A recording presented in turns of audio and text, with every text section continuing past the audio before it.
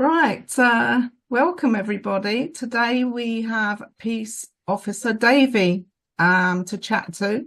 And some of you may know that I feel it's a fundamental step that we have a body of people that can help keep the peace as we're moving through these challenging times. So I was very interested to find out what the background is with peace officers and, what their role is and how Davey sees it going forward. So I'm going to hand it over to Davey. If you can introduce yourself and spill the beans for us. Well, thank you for having me on, first and foremost. As you know, my name's Davey Stewart.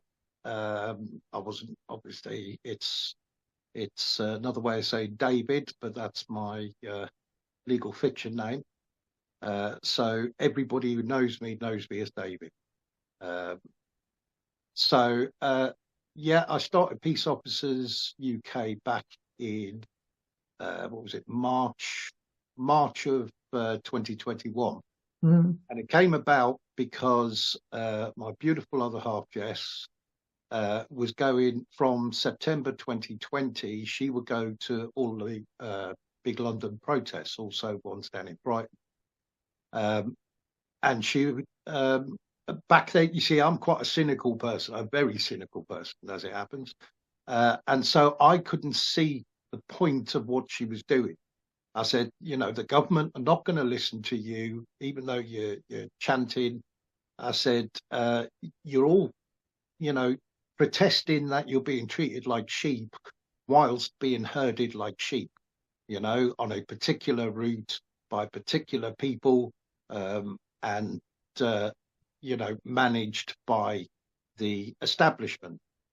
I said, so, it's a waste of time. And she used to say to me, no, you don't get it. You don't understand. She said, that's irrelevant. She said, what is relevant is the connection you get to the other people that are there that are sort of feeling the same. And I said, yeah, but blah, blah. And so I would argue my cynical point of view. And she, of course, was the voice of reason. Of course, she was right. Mm. You see, so it was, you see, I would stay at home with the kids and I would watch it live streaming and flick between all the live streamers that were out there, and to get the best sort of thing. I mean, I've always had a protective nature, okay, towards my circle of friends, my family. I had quite a reputation back in the 90s for, punching a lot of people who would generally pick on innocent people. Yeah. For no reason whatsoever. If two people equally respond, that's entirely up to them. If you want to fight, fight it out. But it was particularly friends of mine and friends of friends that I would hear about. You had some smackhead that's clucking and they've gone up and they punched them and that kind of thing. That would infuriate me. Yeah, And so, bullying. yeah, bullying. And so, and I despise bullies. I mean, with a passion. I want nothing bad, nothing good to happen to a bully, and I want to be able to protect those that are being bullied at the same time. It's always kind of been my duty within the family. If you ask anybody in my family, it's like, Davey would be the one that sorted it out. So with that reputation, you see a lot of people, because you only need to kind of have that. Once you start growing that reputation or it sticks upon you, people start thinking, oh God, don't mess with that person, don't do that and don't do that. So it suited me fine. It wasn't an ego thing because my ego doesn't really stretch to that. Mm. It's more about, I want peace in my life. I don't want to have to keep fighting all the time. I don't see the point in it, basically. But unfortunately, I had to kind of stamp my ground and take on anybody who took on, if my younger brother was getting picked on, as I say, they can expect a visit. Yeah.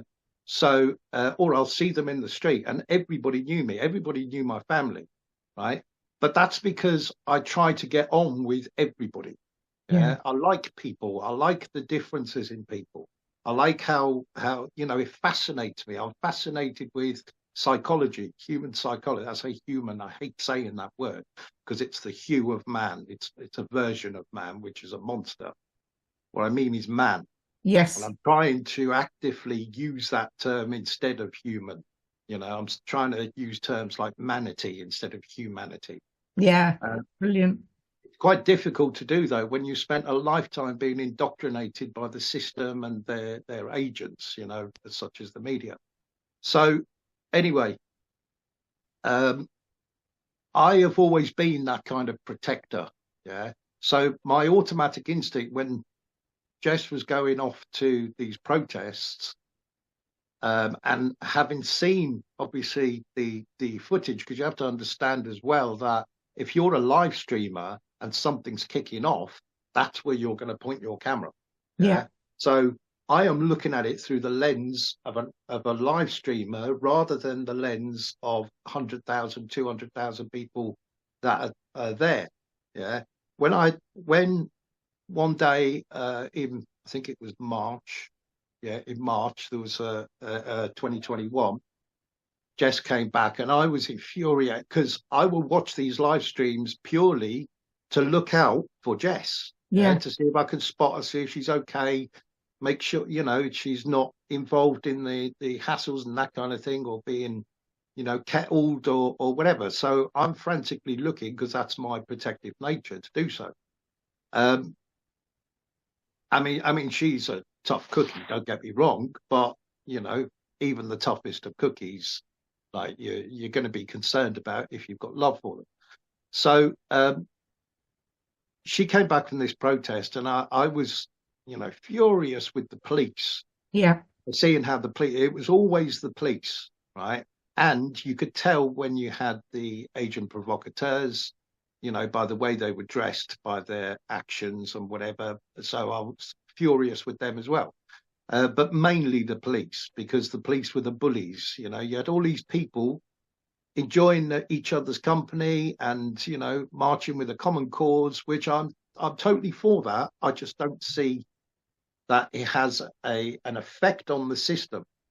However, obviously, I didn't fully understand what she meant until I attended my first one.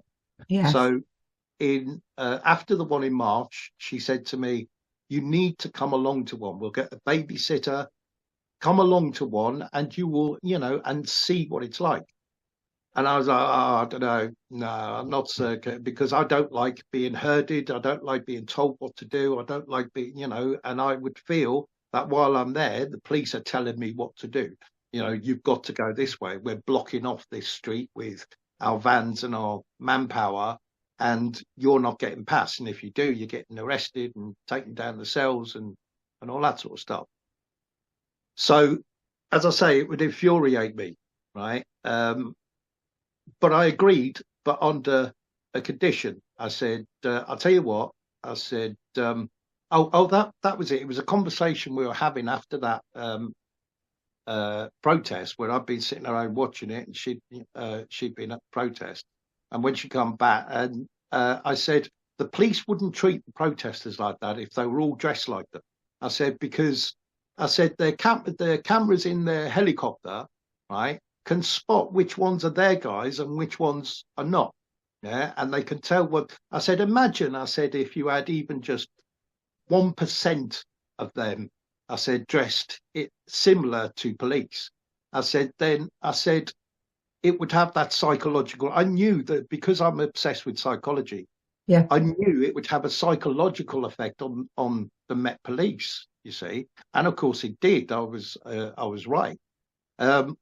Because they're trained robots at the end of the day. Okay, they know nothing better. They follow orders. Yeah, Mm. they give them programs to run for their supercomputer, right? And that's all this is a computer, an organic computer that operates on frequencies and electricity and stuff like that. It's got all the elements of a computer, a storage, a processing, random access memory, all that sort of stuff. So, and there's one thing I know a lot about is computers. Yeah. I went to college and got a diploma in IT. as a mature student. I taught myself to program with the very first computers, home computers, an Atari 400, which didn't even have proper keys. It was just like a touchpad type. Yeah, I remember it well. Yeah, and then we upgraded to the Atari 800. And so at 13 years old, I taught myself how to program, because back then software was freely available.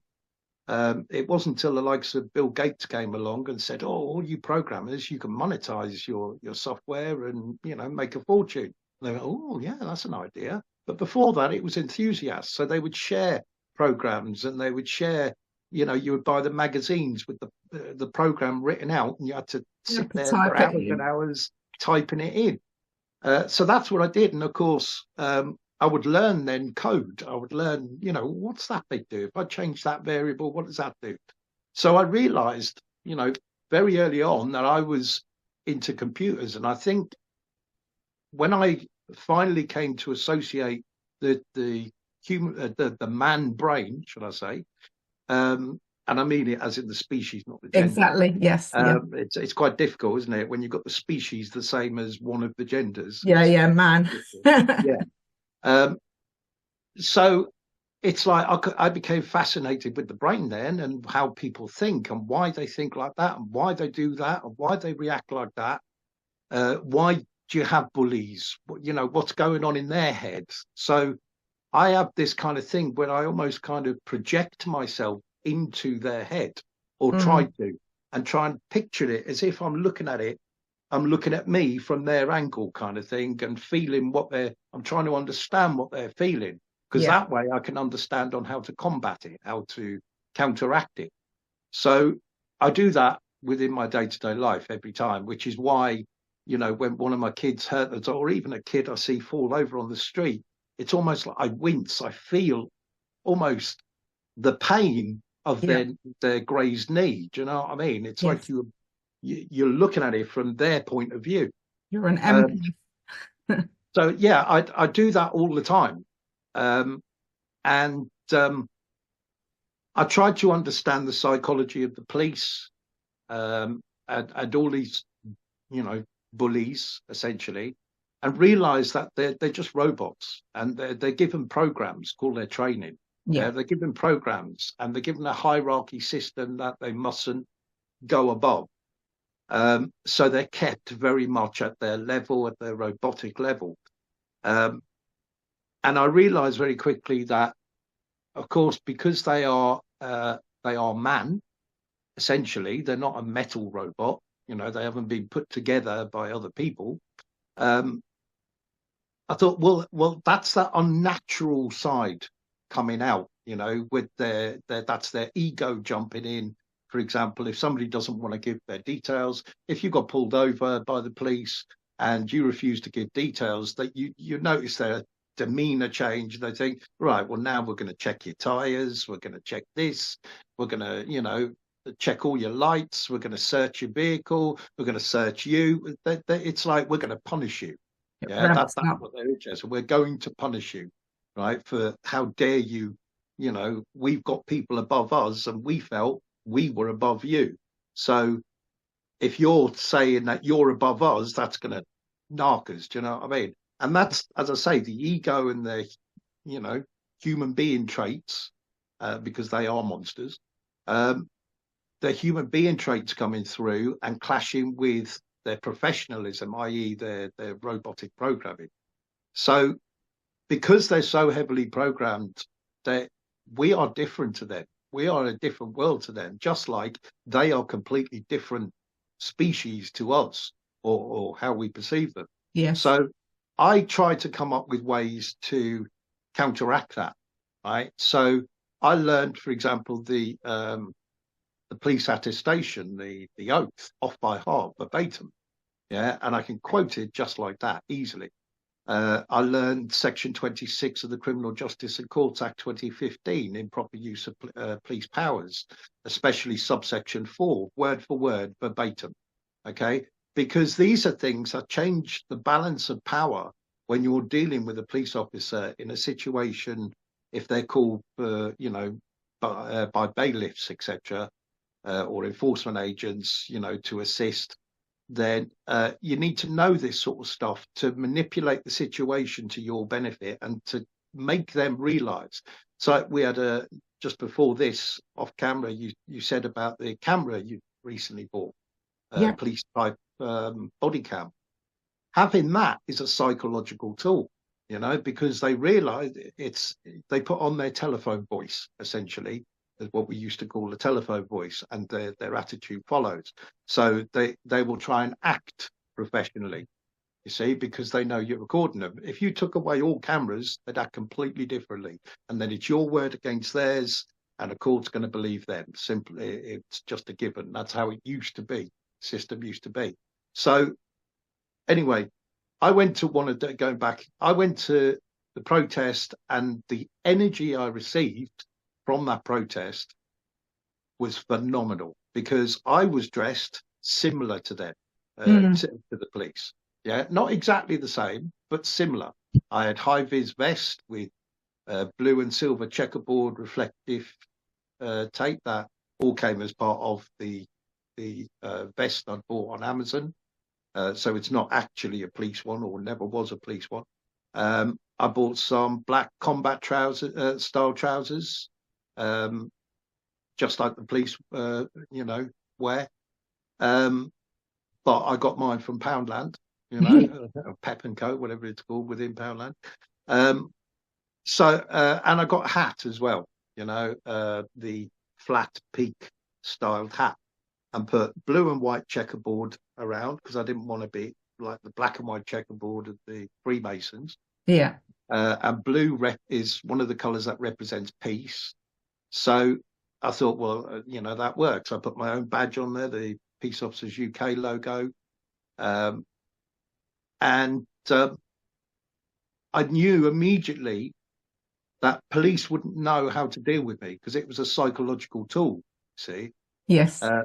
And this was the condition that I dressed in this way, and that if Jess would join me, that would be great in dressing that way. And she did, right? Brilliant. She embraced it. So the two of us walking along, and people were just in awe of the fact that instead of police on the back, we have peace on the back, but in the same kind of style of lettering and reflective blue background with the white border around. So they were amazed. A lot of people, would look at us and think, at first glance, they would have to double take, and then when they realised, they was like, oh my God, that's amazing, So we got quite a following. It was huge. We couldn't walk more than about 5 foot without somebody stopping us, wanting a picture with us. Brilliant. Right? So it was like that for the entire sort of thing. And then I went back, obviously, the following month, which was a massive one in May. There was 2 in May, actually, one on the 15th and one on the 29th. And both were absolutely huge. But the one in May, I got my brother, a mate of my brother's, and another, a family friend, to all dress up as well. So now there was 6 of us, you see, it was growing. Yeah. All marching through. And what we found is when the police were dealing with us, because they are so heavily trained, right, first and foremost to protect their own, okay, and they spot their own from the high vis and the hats and the checkerboard and all that sort of thing. So even though they knew we were protesters, they didn't quite know how to deal with us. It was like there was a mental blocker there somehow. Like them taking down one of their own. Do you know what I mean? It'd be weird to them, you see. So we realized very quickly, or I realized very quickly, that this is a very clever psychological tool. Yeah. And our intention wasn't just to march in fancy dress, but was to have an actual positive effect. So if we saw something kicking off, we would immediately be in there trying to calm the situation down between the police and a protester. Lovely. And, we'd take the protester off and chat to them and say, look, they want this. There's cameras around, right? That are, proper media. right? The Daily Mail, the Telegraph, whatever, has said that want photographs of you spitting and screaming in somebody in a police officer's face. I said, so they can bring in this new bill. You know, it's all like, if they put that on the front page, people will have no sympathy for, you know, protesting. Yes. And they would just want, this is why, you know, we have the likes of Extinction Rebellion, in my personal opinion, is to piss people off enough to hate protesters. Yes. And you know, it's, in my opinion, and maybe I'm just being cynical, it's obvious. You know, it doesn't take a degree to work that one out. So and which is why they're allowed to do certain things, and which is why they're so global, so suddenly, so quickly. You know, it's because that's a narrative being pushed. But a peaceful demonstration is difficult for them to deal with, because no reporter wants to report on a peaceful anti-establishment demonstration. They want to see the violence. They want to, you know, show the sheeple that you know, protesting bad, doing what the government says good, you know. So and feel sorry for the police, even though, in, you know, from my opinion of watching, observing these people, these police officers, they were the violent ones. They were the ones that would push. They were the ones that, for no apparent reason, would block a particular road just because they see that, you know, they would try and split it as well to Yeah. into smaller groups, so they could deal with those groups and get rid of them and issue Section 35 notices and stuff like that. Um, so and also because I knew they couldn't issue a Section 35 notice for the main protest, because it goes against that in the legislation. You Yeah. see, but if they get a small fringe break-off group, they're no longer protesters. They're, you know, troublemakers, and you should be over there then with the protesters if you want the protection. So, you know, they will abuse these powers constantly. So I would try and stop that from happening. And I remember there was a particular protest, I think it was one of the ones in May, or it might have been in June of 2021, where it ended at Clapham Common, and there was a big lorry set up with speakers and decks, and Danny Rampling was there, and others who were going to be giving speeches at the end and whatever, but they didn't have a permit to be there.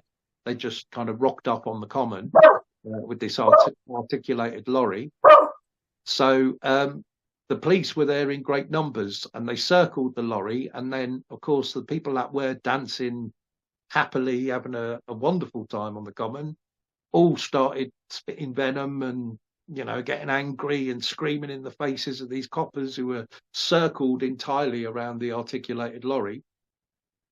So we would jump in and try and calm them down. But one of the things we'd done, I thought immediately to do, let's go round and collect up all these bottles and things that could be used to throw at police, because that's the last thing we want, is for a peaceful demo, yeah, that had been so great and powerful and people in such high spirits, to give the media what they really wanted, which was those violent thugs, pictures of somebody with a bottle like this, you know, about to throw, police officers with blood streaming down their face, those poor souls. You know, all of that imagery is propaganda. So we didn't want that to happen. So we went round with black bags that we got off a local free food vendor. He was giving away free food, as he always did at those protests. And he gave us some black bags, and we went round and picked up all the rubbish. And we ended up picking up all the rubbish as it happened, including people's paper plates and, you know, cartons and whatever. But we actually got thanked at the end of it to police officers who were in that front line guarding the truck, came over and actually thanked us for doing that, because I think they were concerned that it was going to, you know, they were going to get pelted with bottles and cans and stuff like that. And I thought, well, you know, that's great that you're thanking me, but didn't really do it for you. You know what I mean? Did it for those people who would have been dragged down to the ground with the media snapping pictures, putting it all over the front pages. That's when you'll hear about the protest on BBC News. Yeah. is when you get those situations. Well, we want it to be peaceful, yeah, because peaceful has a much more profound effect on their system. Yeah. When you're peaceful, they're very restricted on what they can do. As soon as you turn violent, we've got all the powers, all the authority, and all the support in the world to be able to do what we're about to do. So it's about taking away their power, and that's what I was interested in, is taking away their power. I Yeah. see the world and this system as that pyramid they keep showing to us, yeah, with the capstone right at the top and the all-seeing eye, yeah. And it took me a little while to kind of clock on, because I'm the sort of person that if you put a brick wall in front of me, I'm going to work a way around that to the left or to the right, or dig under it or climb over it. I'll build something to put against it to get me up there. But one way or another, I'm getting the other side of that wall. Right? Mhm. It's like you're not going to stop me from getting to the other side of that wall. So I see this pyramid, as I say, and the capstone at the top, and I see far too many people trying to climb up that pyramid, trying to knock that capstone off the top and bring them to justice and, to the people, and they'll deal with them. You're not going to do that because of all the other levels that exist, the gatekeepers that exist, whether it's Yeah. the police, the councils, the army, the whoever it is. There's too many levels above you, in between you at the bottom and that capstone. And so my brain can't deal with the concept of there's nothing left you can do then. There's always something. You just haven't thought of it yet. Okay. So what I thought was, well, hang on a minute. Thinking about it, those levels and that capstone exist on top of the bottom level. The bottom level is the foundation for the entire pyramid, right? So what I need to do is try and chip away, or not chip away, but break up that foundation, right? That money funneling that they have from the bottom to the top, right? Because that's their lifeblood at the end of the day. Yes. They're doing this all for money and power. Money buys power, buys big weapons, So and people, unfortunately. So I thought, well, I'm going to start doing these talks then. And I did about 20 all over the country throughout 2023. I'm going to start doing these talks um, where I'm going to help people to be able to send these people away, go away, bailiffs, for example. Instead of being scared and not having peace in your life, I see it as my duty to try and create that peace in your life. So if I can educate you on how to deal with a bailiff or an enforcement agent um, with the least amount of stress and anxiety to yourself, then that's what I'm going to do. So I started doing these talks. There were supposed to be like 2 hour talks, but some of them would go on for 3-4 hours because, as you've realised already from asking me one question, that's what I tend to do. Yeah. Okay. um, is to go from one thing to another. So I would split it kind of in half. The first half, I would talk about how to deal with bailiffs, enforcement agents, successfully and with the least amount of stress to yourself, Yeah. and to realize the power that you truly have. Okay, it's your compliance and your fear that they rely upon. So you need to build your confidence. You need to stand up and deal with these people. Okay, don't hide behind the sofa, because they'll just come back again. And in between times of them coming back, you're suffering anxiety, knowing they're going to come back. If you're assertive enough and say, no, go away, not interested, and shut the door, stop getting into arguments with them about, is that a signed contract, blah, blah, blah. Is it, am I really liable for this council tax? Prove all that sort of stuff. Yeah, Yeah. you can do that. And some people like doing that, and more power to them if you've got the ability to do that. But what I'm trying to appeal to personally, and I've explained this to Rob the Ratcatcher from Portsmouth, great good friend of mine, great friend of mine. I was going to say great, say change it to good. No, he's a great friend of mine. He's massive respect for the guy, huge respect, okay, that I have for him, because he's one of those people that will stand up and say, I'm not taking this crap, and I'm not going to cower behind the sofa.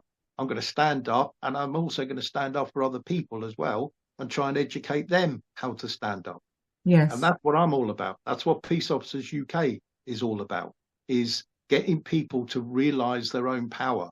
Okay. You Mm. don't even have to do that much to exert that power. You know, if they're coming around banging on your door for council tax, open the door and just say, no, thanks, not interested. Shut the door. That's it. It's over. It's done. They go. Yeah. Oh, but what if they clamp my car? Well, sit in the car. Sit in the car. They can't legally. They can't move it if you're sitting in it. Yeah. So sit in the car, lock the doors, put some sunglasses on and some headphones. Why am I putting sunglasses and headphones on? To cut off all lines of communication. It's a Exactly. psychological tool. Yeah. Yeah. As I say, use psychology. You are only going to win this psychological war with psychology. So you need to arm yourself with this psychology in order to defeat them. Yeah. And they will back down, because the more they see your confidence goes up, the more theirs comes down. It's confidence is always a battle. Like, it's like scales. Yeah. Yeah. The more you have, the less they have. Yeah. The more they have, the less you have. So, and that will that will turn you from fight to flight mode. So that's why a lot of them, I've dealt with them dozens of times. Okay, with myself, with other people, dozens of times. And to me, they're just idiots in outfits. They have no power. I don't see them with any power whatsoever, any authority whatsoever. I don't care who told them. I don't care if a high court judge told them, you have my authority and power. Yeah, but you haven't had mine, have you? Yeah? Exactly. And that's what you need, is my authority. Yeah.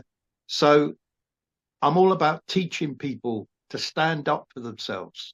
I don't know if you saw the video I put on my YouTube channel the other day, the hypothetical speeding offence. Yes.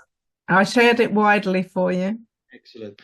Well, it's the reason I've done that is because I've just dealt with, for other people as a Mackenzie friend in court, um, with a case, and well, with a number of cases, but this particular one, and as I said in the video, um, the somebody else I was helping on the phone who, similar situation. Now they took the common law approach, and the common law thing kind of, it grates on me a bit, because I see that people are getting it mixed up, the jurisdictions mixed up. What they mean is natural law. Yes. Okay, only your creator, whoever or whatever that may be, is above you. That's natural law. But people say under common law, you're a living man, blah, blah, blah. And I say, well, no, you're not, because you're basing all that upon the Magna Carta, which is a signed contract and therefore is subject to admiralty law, the law of contracts, the laws of trade and commerce. So by you mixing up your jurisdictions incorrectly, um, it's like you're making yourself look illiterate to the establishment who Yes. know all the secrets, right? You're making yourself look illiterate to them. So my methods are more about teaching people this system that we live in. We hate it, but at the same time, there's parts of it we love. Okay, we love our creature comforts. Yeah, we love the ability we spoke earlier about. We both love our gadgets, technology, Yeah. right? Well, the principle in natural law is that you own only that which you create yourself, right? So these things are made by other people and then sold, they're traded. That's commerce. So you've acted in commerce so we need this system, or maybe we don't need it, but we believe we need it. I certainly feel we need it. But at the same time, there's half of this system I don't need, and I don't want, and I don't like. Yeah, and I do reject, because it impinges upon my freedom. Yes. Yeah. Again, that's another thing, freedom, but that's a different interpretation to different people. Yeah. To me, I could say I am a free living man. Yeah, and I'm not subject to your laws. They're not going to listen. They're still going to, if they want to, arrest me, stick me in torture cuffs, throw me in the back of their van, take me down and put me in a concrete cell, and then transfer me to a court, and then where I commit contempt of court, in again saying I'm a living man, jurisdiction, this, blah, blah, blah. they're going to put me in prison for contempt of court, right? So am I free now? Am I? No, I'm not. I'm in a concrete cell. You know, freedom to me, you make yourself by figuring out the ways, the ways to get around their system. So freedom to me is by going to a court saying, "Oh yes, Your Honour, I accept your jurisdiction, no problem at all. Yeah, got no issues with that whatsoever. Now, prosecution, prove your case because I deny it. Prove it. You can't prove it. No. Well, then there's no case, is there? Now I walk out of that court, I'm a free man. Exactly. Yeah, there's a difference. So you can, and you can't entirely take yourself out of commerce, out of this system.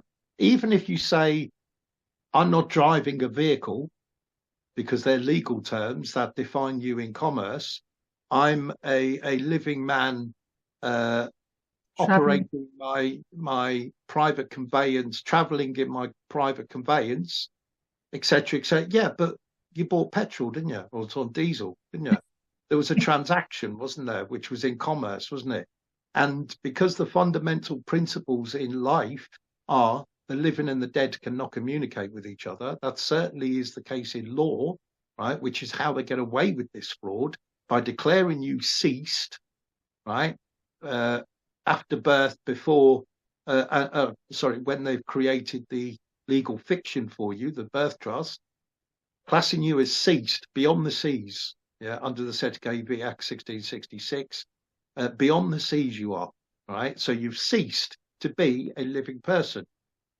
Proof of that is when you turn up dead and you become deceased. And what deceased means, D-E, the prefix of D-E, is an Old English prefix meaning from. So you are dead from cease. So at some point you must have ceased, right? No amount of protestation is going to change their minds that you are dead, a dead entity, and they can do whatever the hell they want to you. Yeah. Okay. And they've got the muscle power to do that. They've got the weaponry to do that. And they've ensured that you haven't got the muscle power. They've ensured that you haven't got the weaponry, because if you've got it, you commit an offence. And we can use our muscle power and weaponry, if necessary, to put you in a concrete cell, which you can't punch your way out of. Right. So that to me is not freedom. Freedom is the ability to walk around wherever I want, whenever I want. Okay. That is freedom. And to do that, I have to use this. Yeah. Okay. Not these. I have to use them. And use their methods against them. Use their methods against them. The methods are there. They use them themselves. Yeah. They're because they've got people higher up. We all know this. The elites live a life very different to ours. Now, in a sense, I'm glad that's the case, because they can never be truly in our heads and change our way of thinking if we don't allow our way of thinking to be changed in such a dramatic way, right? It's they don't walk in our shoes and we don't walk in theirs, so we don't understand how and why they think the way they do, but they don't understand us either. And because of that, they're likely to make very big mistakes and underestimations about us. Yeah. We know they have master plans, okay, for the shape of the world, but why are people worried about those master plans? Don't be worried about them, because as you know, if you're arranging, let's say you're arranging a wedding, right, a big master plan in your life, right? I say that because I'm getting married this year at Hope Sussex at the festival. Congratulations. We've been together 21 years today, so we figure, well, that's the trial period done. Yeah. We're gonna do it at the Hope Freedom Music Festival in August. But you're planning a wedding, right? A traditional wedding. Yeah. And in the day before your wedding or the week before, whenever before, as you're planning it, you're picturing it in your head as to how it's going to go, what the venue, you've seen the venue, you know what people are coming, so you can create an image in your head. And bearing in mind that everything is an image in your head. Everything you see is just, converted to a digital image and then placed in your head. Everything you hear is not a sound, it's a vibration that makes a little tiny hammer bang against a little tiny drum and turn it into digital code, which you then hear in your head from your database of sounds, right? So it's that's why I say to people when they say, "Oh, if a tree falls in the forest and there's no one around to hear it, does it make a sound?" I say, "No. Even if there's somebody around to hear it, it doesn't make a sound. It makes a frequency. You make Yes. the sound." Yes. So, yeah, it's like you're planning this big wedding. You're planning it in your head. You've got it pictured. Yeah, this is how it's going to happen. It's going to be magical, whatever.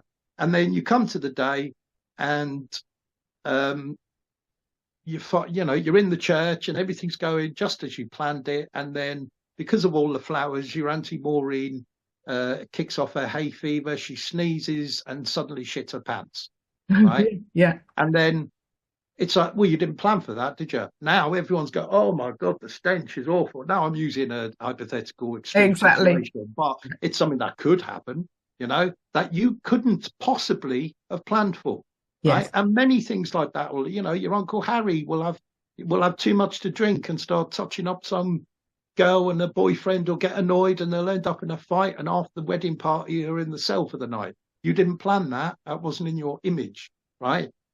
That's when you're planning a wedding for about 100 people over the course of a few hours, right? Imagine trying a master plan for 8 billion people, yeah, whose lives can turn on a sixpence, as mine did in 2003. 2003, 6 weeks after I got together with Jess, my brother was killed. He was punched in the head, single punch to his left temple, went into a coma. 4 days later, he died. Right, my life turned around completely, spot on sixpence. Right now, that was a major thing in my life and the people around me at the time, my family, my friends, his friends. So it was like, how could they plan for that to happen, and the effect that it has, and how it fundamentally turned around everybody's life and their direction. And they may have everybody going in this one direction, but something will happen and they'll switch direction, and yes, they can control certain elements of that, but there's elements they can't control.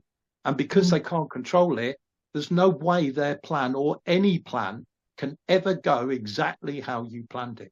Okay. You're only ever playing damage control and trying to get it back on track. Right. So everything happens because of not because it's written down and already planned out. Everything happens because of everything that's ever happened. Yeah, everything you've done personally, SheBear, in your life has affected my life, right? Without you realizing it or me realizing it, because the ripples from your life have had an effect on other people who has affected other people. I use the example a lot about just going to the supermarket or not, right? There's a supermarket over the road from me. Right. If I need some bread or whatever, I go to the supermarket. I get a few other things. I've got my shopping in a basket. I go to the checkout. Now, anybody who queues up behind me in that checkout is delayed by a further 60 seconds, let's say. Time it takes for me to get my shopping scanned through, pay for it, in the bag and gone. Right. Which means when they leave the shop, they're going to see 100 people, yeah, they wouldn't have seen a minute ago. Yes.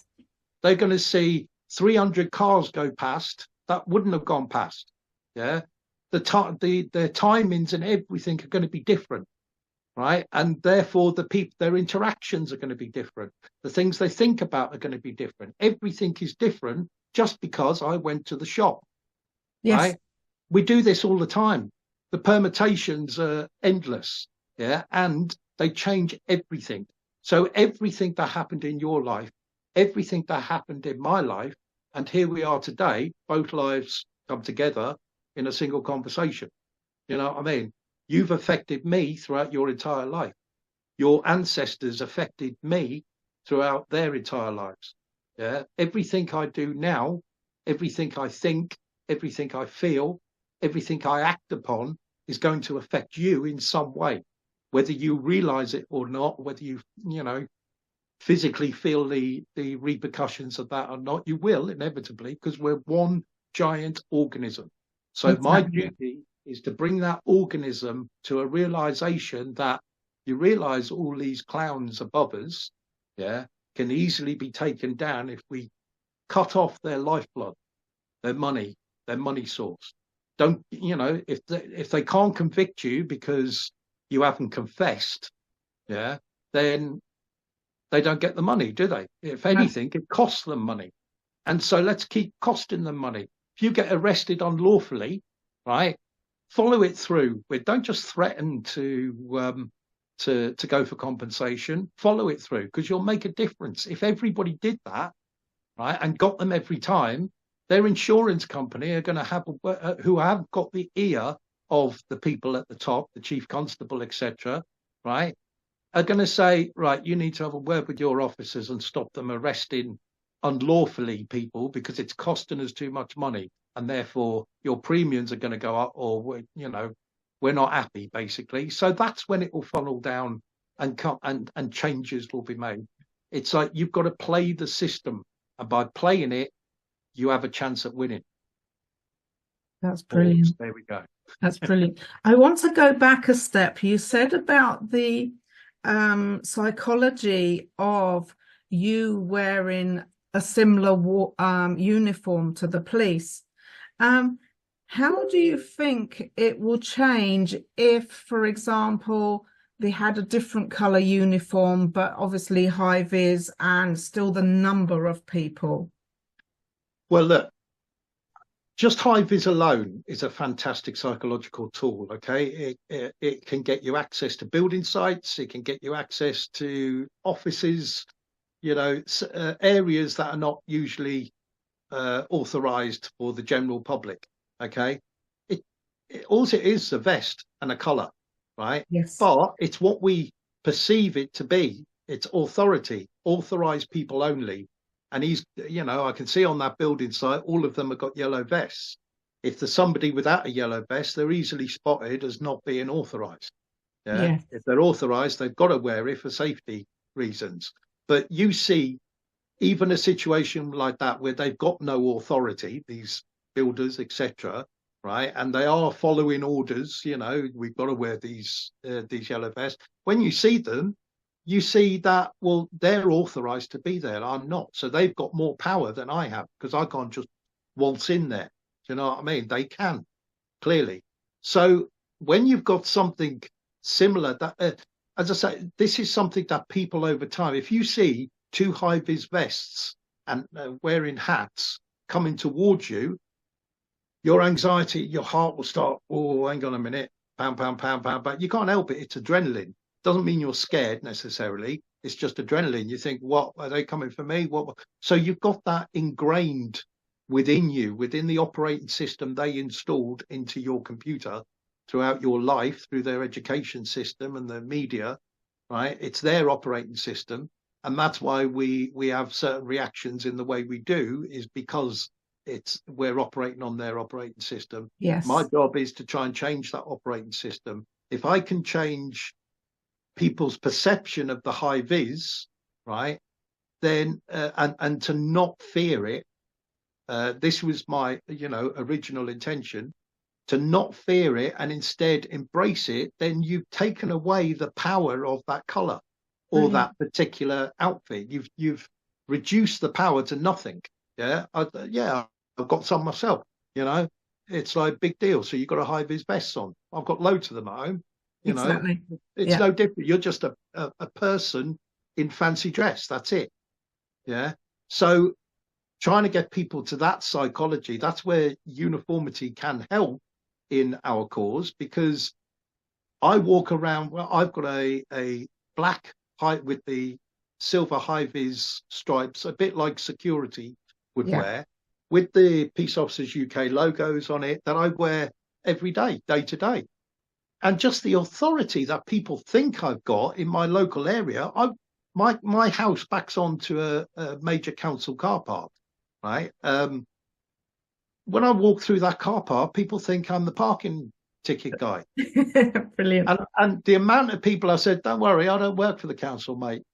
And, you know, because I've seen people, they've gone to walk away from their car, right, to go to the shops, because I live right next to the high street.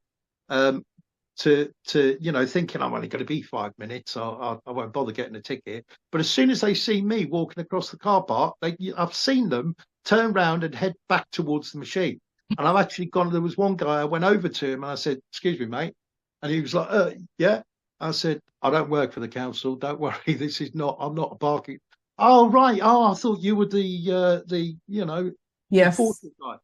So Yeah. just seeing, I'm just wearing a jacket, okay, but it's similar to their jackets, and because of that, you assume that authority. People Yes. think, oh well, he must be in security, or or somewhere in, or some kind of authority. No, I just wearing that outfit. That's it. So that has a psychological effect on people. If we Yes. can do that, right, and have that effect, people will start taking us more seriously.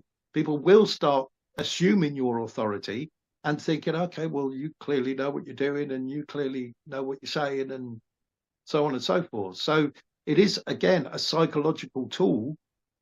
That uniformity has always been a psychological tool, throughout history.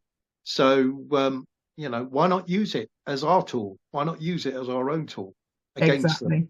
Exactly. Because also they're stuck. The authorities themselves, right, who wear these outfits, the police officers, as I said earlier, they don't know how to deal with you if you're kind of dressed similar to them. What they're trying to do is pin you down to being impersonating police. But if you don't do it as closely as I did, yeah, you just have like the high vis vest on. That psychological thing in their head is to protect anybody who's dressed similar to police. Yeah, Yeah. protect them. They can't help that. They can't override that program because it's psychologically ingrained within them, which is why when one of them presses their little button on their communication device, all of them come running. They'll drop everything and come running, because that means one of their guys is in trouble and is at risk. And, we must protect them. Doesn't matter what they've done or the fact that they started it. It's like, protect them. So, yeah, let's use that as a psychological tool, a weapon against them. So they will automatically respect us as we walk towards them. Yeah. And then we're on more of a level then, aren't we? And then you can reduce their confidence and increase yours by quoting things to them like their police attestation. They only ever take the oath once when they're awarded their warrant card. So none of them committed to memory. I've Mhm. never known a police officer that has been able to quote their oath. But imagine if you can quote it to them, right? Word for word, verbatim. Yeah. They're going to think, hang on a minute, if he's taken the time to learn the oath off by heart, right? Then that's, he obviously knows more than I do. He hasn't stopped there. He's learned other things off by heart. Section 26, as I said, of Criminal Justice and Courts Act 2015. So if people learn this, you change the balance of power. You're now here, they're there. Do you know what I mean? And when they get like that, that's when they want to start running. That's when it's like, right, I've heard enough. We're off.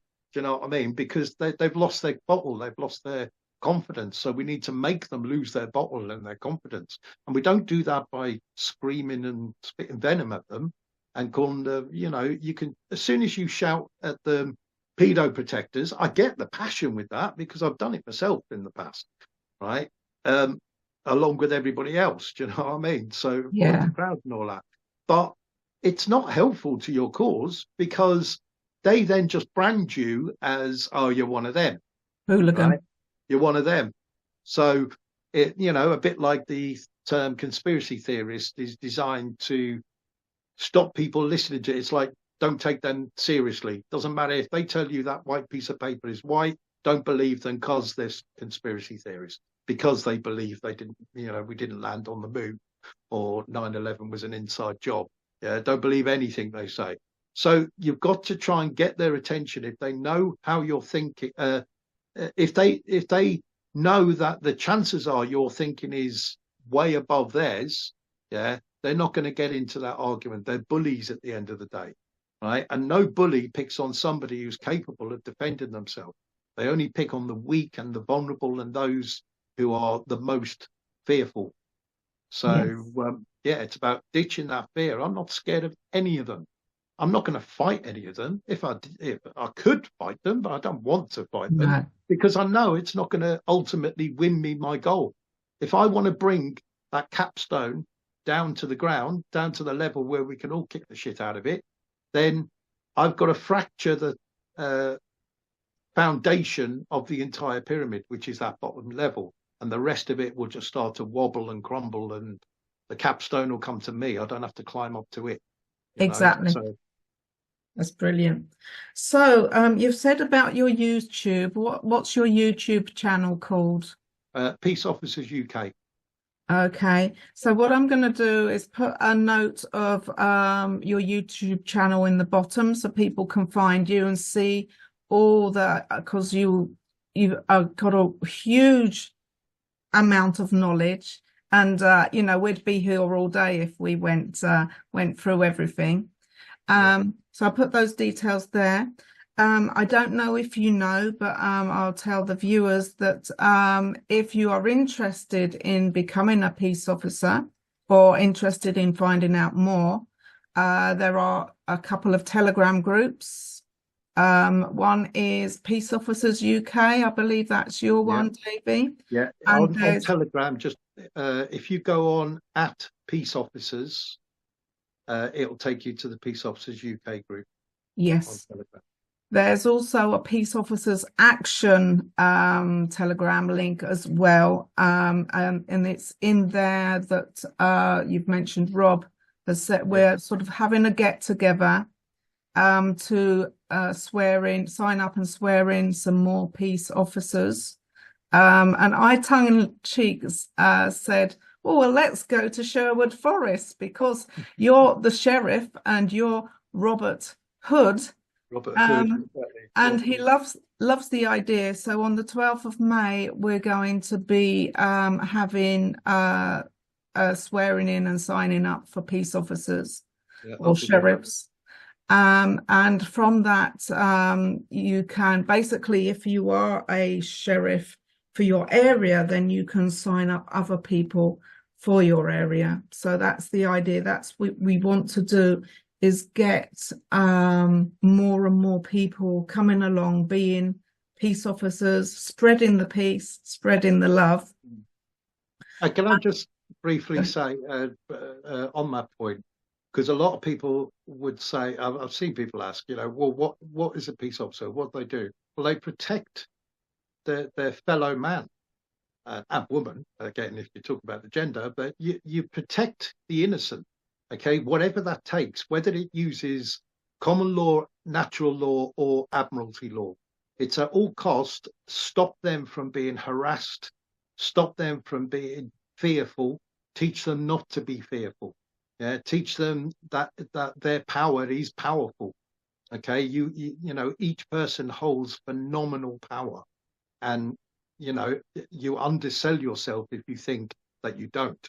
So protect your neighbors, protect your community, protect people who are not necessarily in your community, and get the message across to them, because they form the largest part of society. You know, we are a small percentage in comparison. So you know, the methods I'm teaching are ones that even the sheeple can get on board.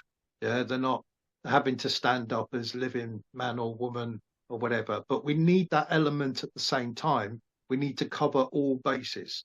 So although I'm operating predominantly within the maritime law, that, you know, this corrupt system, and trying to teach people methods to use their ways of getting out of these things and maintaining your peace and your freedom,